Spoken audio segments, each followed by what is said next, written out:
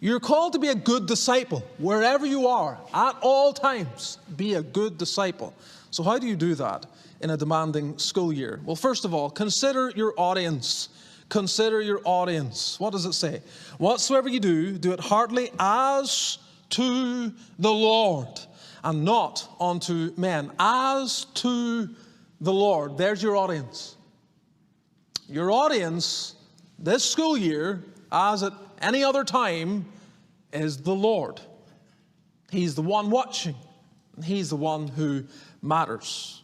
Consider a few things here. First, the sense of CORAM DEO. The sense of CORAM DEO. The Latin term means to be before the face of God or in the presence of God. And reformers and many others have applied this and sought to drive home the fact that every Christian should live CORAM DEO, before the face of God. Having this mentality, not compartmentalizing your dedication to God or your spirituality. It must cut across in all areas, in all places, at all times, in each scenario. We live in the presence of God.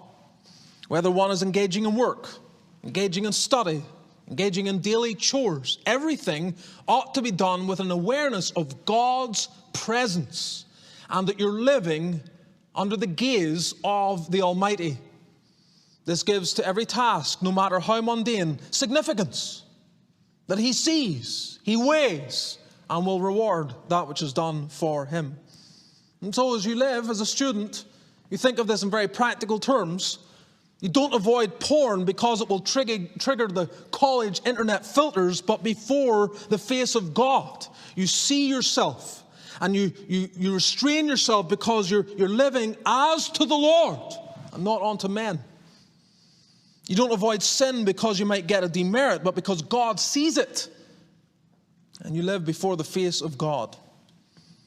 So this text drives home and underscores that principle. The sense of CORAM DEO. You're before the face of God. You're in the presence of God.